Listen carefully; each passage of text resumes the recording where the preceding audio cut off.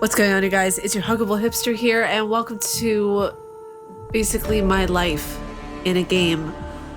I resonate with this title so much. We're gonna play Touchstarved.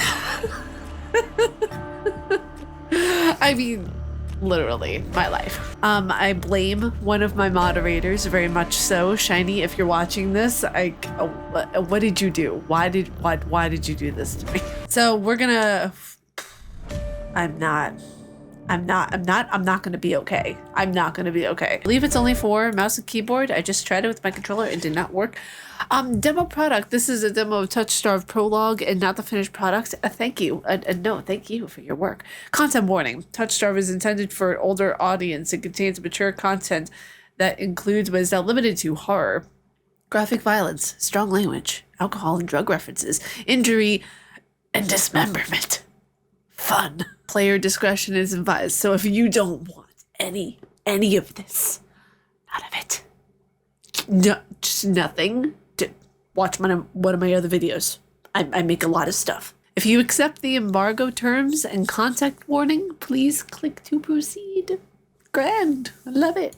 In Touchstarved, your choices matter. The decisions you make may result in unique dialogue interactions or even choices in red text, which contain exclusive content.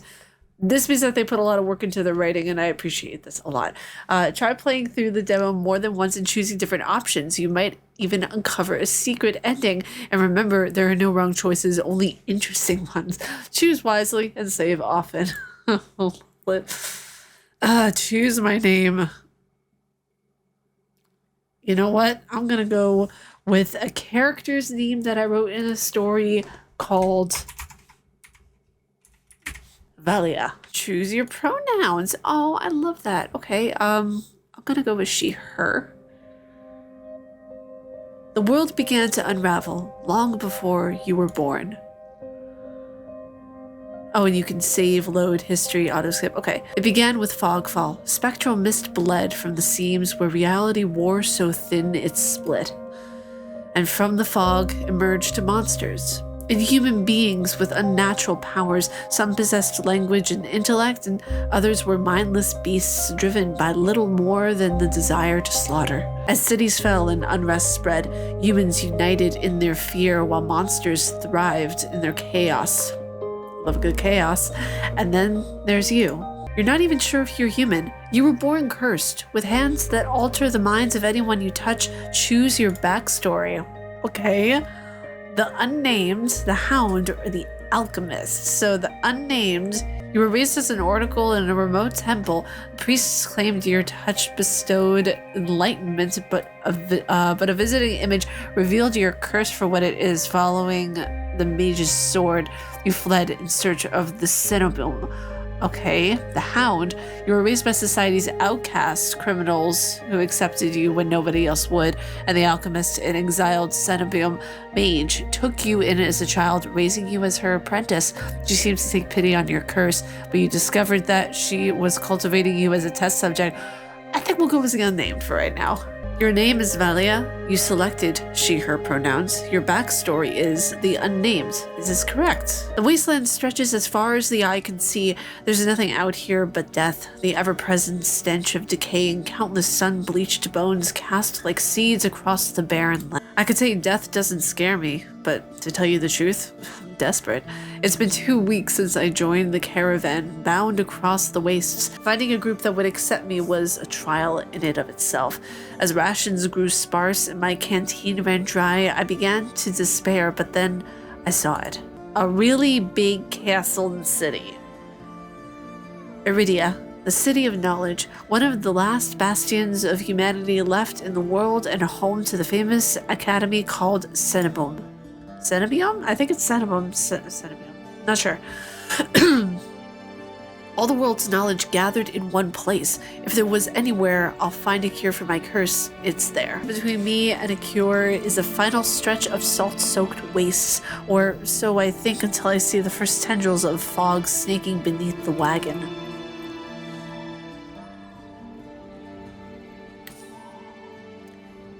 I don't know what voice to do for this one. Okay. Is this fog full? Let's try that one.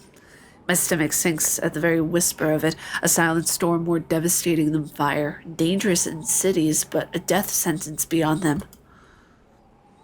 A thick blanket of fog engulfs us, smothering out the lantern's light. The wagon lurches to a stop. An eerie silence, heavy as the mist falls over us. The only warning we get is a strangled scream. I can't scream right now. It's night. Stay back. No, you sexy beast. The cry dissolves into wet gurgling. Then the wagon violently pitches to the side. I hit the ground hard, the air punched from my lungs. When I opened my eyes, adrenaline lends sudden, awful clarity to the carnage around me. A trader I once shared bread with lies face down in the mud, their back reduced to a long string of torn muscle, gleaming gristle, and exposed bone. Bodies litter the wasteland. What is this blood-borne madness? I try to rise, but my ankle explodes with pain so blinding. White blooms across my vision. Only when my eyes adjust do I see the dark shape in front of me. Oh, it's a thing we gotta shoot the eyeballs on. Resident Evil. A soulless stoops over the twisted form of the caravaner. I freeze, but it swivels its head. A dozen bulging eyes twitch in my direction and blink as one. The soulless lets out an ear-splitting shriek, and runs at me. But right before it reaches me, the beast barrels past, vanishing into the mist. Distantly, a horse screams in the dark. I need to move now. Run for the city, head towards the wagon. I take off, running deeper and deeper into the haze. The fog is so thick that I fear I'm headed in the wrong direction, until I see a dim pinprick of light emanating from the shadow of a spire. It's faint, but it's enough. I came too far to die here. Rapid footsteps echo all around me. I turn in circles, frantically searching the opaque mist for the source, but fogfall twists and stretches sound. Suddenly, the caravan's driver bursts forth from the fog. Our eyes meet too late. He slams into me, knocking me to the ground, and slips in a patch of mud. The soulless falls on him as soon as he slows. It catches the driver by his throat and rakes his stomach with razor-sharp claws. He comes apart like wet paper, spilling intestines and viscera in a steaming tide. This writing, by the way, is so good. It's so good. It's so descriptive, too. I love it. Fighting the urge to heave, I claw frantically through the slippery muck for a handhold. My hand catches on the jagged edge of a rib jutting from the water. Bandages unfurl around the gouge torn deep into my palm. The pain's quickly forgotten when a hand closes around my wrist.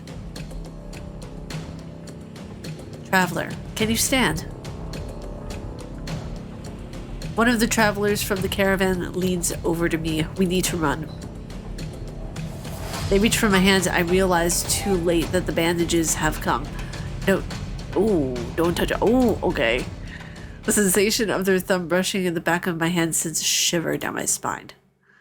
And it takes but one touch. In the space of a breath, my curse takes hold. Oh, okay. What? Wait a second. What attack on Titan's madness is this? Their lips peel back into a deranged grin. Madness. Just madness. All the madness. No, I've seen this face countless times before. This is my curse. Madness of my own making. Their grip on my hand tightens until pain radiates from my knuckles. Suddenly, clammy hands rush my throat, choking off my breath. Oh, okay. No, that's great. That's great. Spit bubbling at the corners of their mouth and flex my face. The edges of my vision darken as my lungs scream for air. Scream for help, fight them off. My nails gouge deep into the traveler's wrists, but no matter how much blood I draw, they don't flinch. The more I struggle, the tighter grip grows. My pulse hammers in my ears, slowing with each thudding beat. This can't be happening. I'm going to die, and not because of the fogfall or the soulless, but because of my own curse. Tears sting my eyes. No, not here. Not like this. The hands drop from my neck, leaving me wheezing for air. My lungs burn with each ragged cough. My vision clears as the traveler's face takes shape, hovering inches from mine. Lips still split in the macabre smile, even as blood seeps between their teeth. They give one last shuddering breath, then slump over the claws hooked through their stomach. The soulless shoves the body aside, and the glowing eyes studying its leathery skin thin as those grinning. As a flash of claws, red spills across my vision. I thought there'd be pain, but as I sink into the murky water, all I can feel is the grit of silt filling my mouth and the icy embrace of shallow water.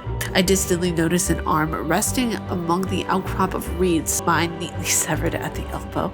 It should have taken both arms. Without them, maybe I could have survived. Maybe I could have had a home. Instead, I'll die cold, alone, and face down in a desolate wasteland. If this is death, it's not as bad as I feared. The cold is gone, as it is the choking stench of bog water. I can drift forever, cocooned in oblivion, till all thought and sensation vanished. No curse, nobody howling at me in madness and terror, nothing at all. The thought had a terrible appeal to it, but the next moment I take a reflexive breath. Air pours into my lungs, then out again in a ragged gasp. Feeling comes flooding back, warm cloth on my bare skin, a firm surface underneath me, a strange tang of sulfur in the air. Do not be afraid. I knew it. I knew it. We had a guardian daddy. It's not a guardian angel, it's a guardian daddy, okay? I twist my head towards the voice. Tears flood my vision at the bright glow of lamplight. It wasn't just the glow of lamplight, it was this beautiful human being. Try not to move. The voice is calm, steady, and commanding, but more importantly, it's a stranger's voice. One thought cuts through my mental fog. I have no idea who this is, and I'm completely at their mercy. Stay away from me. My words come out a little more than a creaky whisper. I clamp my mouth shut, hating how weak and helpless I sound. Sit up. Yeah, of course I'm gonna sit up. I manage to push myself up on one elbow, but my head swims and my surroundings give me an alarming lurch. Stubborn patient. I don't have the strength to dignify that with a response. Instead, I pull the sheet up higher and wipe my eyes until my vision clears. Who is this? I'm not gonna swoon. I'm not gonna swoon. This is not huggable swoonster, okay? The stranger towers over my prone form. Warm light reflects off of his pristine medical coat. We can call it that.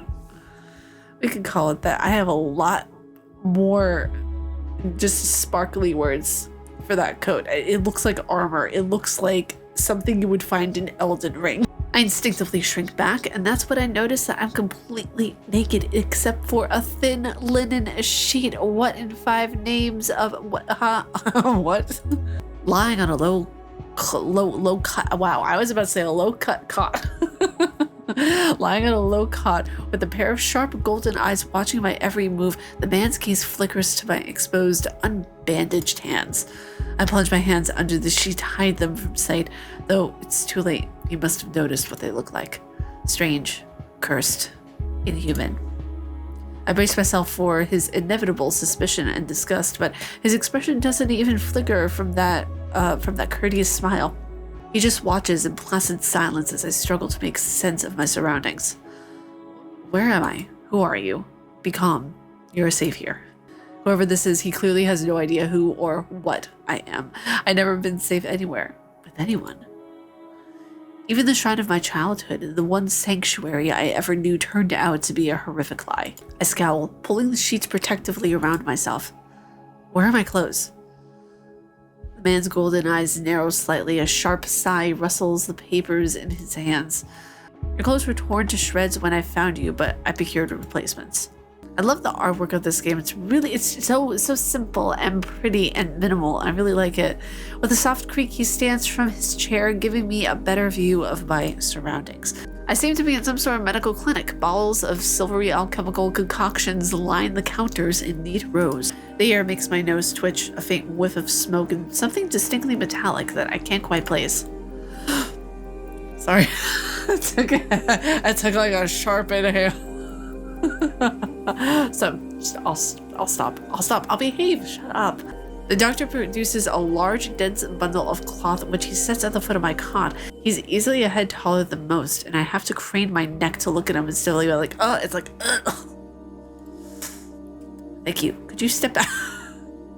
No, we're saying thank you. Gotta be polite. I should be polite if I... Yeah, exactly. Especially since I don't know who this is, what he can do, or what he wants with me. I'm not gonna go there. My brain just went completely dirty. Meeting his gaze sends a hot friction down my spine. Something about him nags at me like a half-formed memory I can't place. Thank you. That long anime hair, though. What shampoo does he use? You're welcome. I will leave you to get dressed. With a curt nod, he leaves through a narrow door. I hear a soft click as the lock turns behind him. I count to 3 in a sudden silence. When I don't hear any more footsteps, I reach for the bundle of clothes. An itch on my elbow stops me short. I reach down absently to rub at it and freeze when my fingers meet a neat line of stitches. I know what I saw. That beast took my arm clean off. And yet, my arm shows no sign of injury apart from the black stitches poking through my skin. I gingerly flex the fingers, feeling my heart race at the sensation. Oh, so he put you back together, literally, like Sally from Nightmare Before Christmas. This is impossible. I should be dead, or at the very least, grasping at my last breaths. I squeeze my eyes shut, waiting for the pleasant dream to unravel, to wake up bleeding out in the swamp. But nothing happens. The seconds tick by, my arm remains absolutely healed, my surroundings pristine and quiet. In numb disbelief, I reach for the replacement clothes and began stiflingly pulling them. They're thicker and warmer than mine were, with a black woolen cloak to go with them. But one thing's still missing: my bandages. The golden-eyed man didn't leave me with any, even though I know he saw my hands. I slid off the bed and take a few unsteady steps toward one of the drawers. If this is indeed a doctor's clinic, there must be bandages somewhere. I start opening drawers, random, and of course that's when the door swings open once more. I whirl around, clutching a thick roll of clean bandages. I try to step back from him, but my legs bump up against the edge of the cot. Your caution is understandable, though if I meant you any harm, you would know. That doesn't make me feel better in the slightest, but he makes no move toward me, so I quickly wind the bandages around my hand. The glowing scars and mottled skin disappear under a layer of clean white cotton. May I ask why you need additional bandages? I clench my jaw. I knew it would only be a matter of time before he asked about my hands, though the way he does it is strangely roundabout. Decline to answer, glare at him. Why would we glare at him? Say no. There's no answer I can give without raising unwelcome suspicion, so I just shake my head and finish tying the bandages in silence. I can only help you if you tell me what ails you. An involuntary snort of laughter escapes me. Where would I even begin? Would he even believe me if I told him? No, best to keep my curse to myself for now and learn more about him first. Who are you? You may call me Kudas. And where am I exactly? Iridia, which I assume was your caravan's destination. I can think of nowhere else for a group of travelers to go. Iridia, so I made it to the City of Knowledge after all. I should feel relieved, but all I can manage is a vague sense of increasing unease. How did I end up here? I brought you to my clinic, of course. You were the only survivor from the caravan, barely clinging to life. You needed immediate treatment, which you provided. Yes. He says so simply as if I'm a small child and he's explaining basic addition to me. I frowned and flexed the fingers on my recently healed arm. Aside from being a bit stiff, it feels fine, thoroughly attached to me. Yes, because this arm I needed to do things, to MacGyver things. You're saying that you stitched my arm back on. Pardon? A soulless attacked the caravan. It ripped everyone to shreds. It tore my arm clean off. But when I woke up here, I trail off, bewildered. I never heard of any magic that could heal a mortal wound like that. What kind of person could do such a thing? Dr. Kudas pinches the bridge of my nose, sits back. The Dr. Kudas pinches the bridge of his nose, sits back down in his chair, quiet for a long time. I don't know where you come from, but Iridia is the city of knowledge and deadly secrets alike. Information is power, and the most unwise to give or receive it freely. Since you have refused to divulge your secrets, I will not divulge mine. I do not even know your name. I was just... you're new to Iridia, so I will not overlook the specific branch of etiquette. However, you should not expect others to extend the same courtesy. That's fair. Do you understand? He looks so poignantly at my freshly bandaged. Loath though I am to admit it, he has a point. I'm also a complete stranger to him, and if he's telling the truth, he saved my life. I take a deep, steadying breath. This time, when I speak, I sound a bit more like myself. Valia. My name is Valia. It's a pleasure to meet you, Valia. There's a little more warmth in his smile, his polite demeanor back in an instant. Thank you for saving me. Why did you save me? Thank you. Thank you for saving my life. I chance a smile in return. Even if he won't explain how he did the impossible, there's no doubt in my mind that I'd be dead if not. I'm not sure if he's just being excessively courteous, but his words only raise more urgent questions. But I have to ask, why did you save me? You don't know me. The question seemed to startle Kuros. I could hardly leave you to die in the wastes, assisting those in need of the very essence of a doctor's duty. I never met a doctor who has also handed out free clothes. My fingers find the edge of the cloak. There's a subtle but delicately embroidered pattern around the hem. I try not to think about what kind of price Kuros might have asked for such well-made clothes. No, I suppose not. Forgive my presumption, I rarely come across so fascinating a patient. I blink. What did he just say? Me? Fascinating? Please. I simply meant that if you would cling to life so resolutely or brave such a perilous journey to Irida, I cannot help being so curious about you, Valia. His voice dips into a soft murmur and he abruptly looks away from me. You're pretty curious yourself. I don't know what to say to that. You're pretty curious yourself. You're pretty curious yourself, dude. I don't think she would say dude. Well, I haven't forgotten about my arm. I wiggle my intact fingers at him. Clearly not. But you haven't asked for any payment either. I require none from you. Travelers do not have an abundance of coin, and it would be unethical to leave you destitute in a strange place. That is very kind. I fall silent, unsure of what to say to that. Nobody would help a horror like me for free. A loud knock at the front door stops our conversation cold and spares me from having to say anything else. Duty calls. Unfortunately, you are not my only patient today. The knocking grows more and more intense, and Kuros lets out a tired sigh. Please wait your turn. He says it quietly, and the clamor on the other side of the door abruptly stops. Between a soulless attack and my malicious survival, I almost forgotten why I came to Iridia in the first place. The look on his face is downright chilling. He pauses, chooses his words with cold deliberation when he speaks again. Whatever you seek, it's very unlikely you will find it there.